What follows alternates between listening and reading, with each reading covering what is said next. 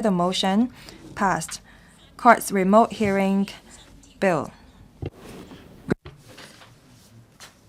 Government motion proposed resolution by the Secretary for Commerce and Economic Development under the Hong Kong Export Credit Insurance Corporation Ordinance. Members who wish to speak, please press the request to speak button. And now call upon the Secretary to speak and move the motion. President, I move that the motion as set out under my name on the agenda be passed. The HKECICO Hong Kong Export Credit Insurance Corporation, established in 1966 under the Hong Kong Export Credit Insurance Corporation Ordinance Chapter 1115, protects Hong Kong exporters against non-payment risks arising from commercial or political events through the provision of export credit insurance services, thereby supporting the development of export trade in Hong Kong. As stipulated in Section 13(2) of the Ordinance, the maximum percentage so specified in any contract of insurance shall not exceed 90% or such other maximum percentage as may be subscribed by the Legislative Council by resolution. The current maximum indemnity percentage was last increased from 85% to 90% in 1975. As an international trade center, Hong Kong enjoys the unique advantages of the motherland's strong support and our connections to the world. Notwithstanding various challenges facing the global economy over the past year and the intensifying geopolitical tension, the overall performance of the Hong Kong economy has been stable. Following the Council's passage of my motion in January last year to increase HKECIC's statutory maximum liability from $55 billion to $80 billion, the Chief Executive announced in the 2024 policy address to raise HKECIC's maximum indemnity percentage from 90% to 95% to provide greater protection for Hong Kong exporters, demonstrating the government's strength and determination in supporting the development of Hong Kong's export trade. With the increase in maximum indemnity percentage, HKECIC will increase the indemnity percentage for all insurance policies issued under the small business policy in one go from 90% to 95% to enhance its support and protection to the SMEs. Approximately 1,200 existing small business policyholders in different sectors will benefit from the proposed enhancement.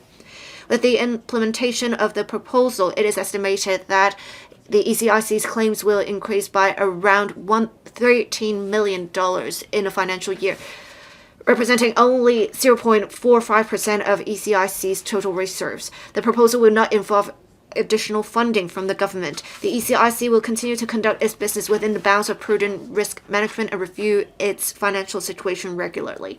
Besides, the HKECIC will continue to implement other measures announced in the 2024 policy address, including increasing the number of free buyer credit checks provided to Hong Kong exporters from 12 to 20, with the geographical coverage expanded from the ASEAN countries to the mainland and the Middle East, and cooperating with more financial institutions to enhance support for exporters in e-commerce to acquire trade financing.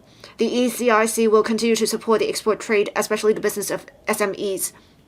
President, I hereby move the motion and appeal to Council support in passing the motion. Thank you, President. I now propose a question to you that the Secretary's motion be passed. Mr. Jeffrey Lam. President, Hong Kong has always been an international trade center. Exports of goods has been one of the major driving forces for our local economy. However, given the heightened geopolitical tensions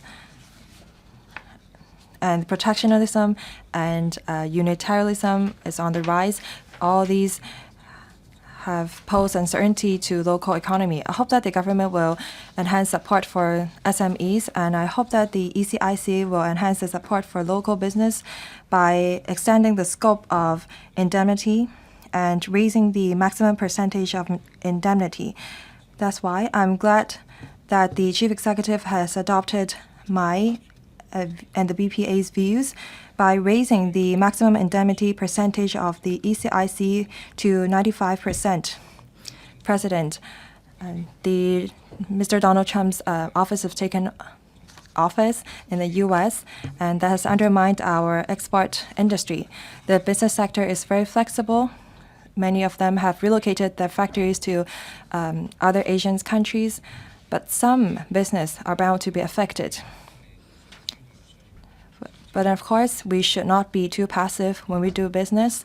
Sometimes friends of our enemies are our friends. We should diversify our investment to mitigate risk. But it's not easy for SMEs to explore, develop new markets. With emerging markets, they have a lack of transparency of information. It's difficult for SMEs to expand to these markets. Now the government have visited the ASEAN countries and the Middle East to support SMEs exploring these markets. This will instill confidence in the business sector. Apart from increasing the maximum indemnity percentage of the Hong Kong ECIC, I hope that the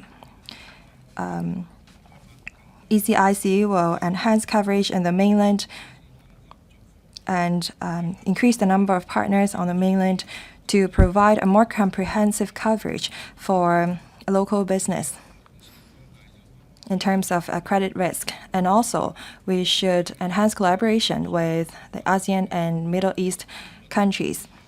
Now, the maximum indemnity percentage will go from 90% to 95%, and the number of free of charge buyer credit check will be increased to 20 from 12. I fully support these measures. Given the complicated trade environment, I hope that the ECIC will continue to improve their measures and enhance the insurance coverage for local business as well as SMEs, continue to increase the maximum indemnity percentage, lower the premium, streamline the application procedures to boost our local economy. I so submit. Does any other member wish to speak? Secretary, do you wish to speak again? No. I now put the question to you that the Secretary's motion be passed. Will those in favor please raise their hands? Those against, please raise their hands. I think the question is agreed by a majority of the members present. I declare the motion passed. Members' motion with no legislative effect. Mr. Dennis Leung's motion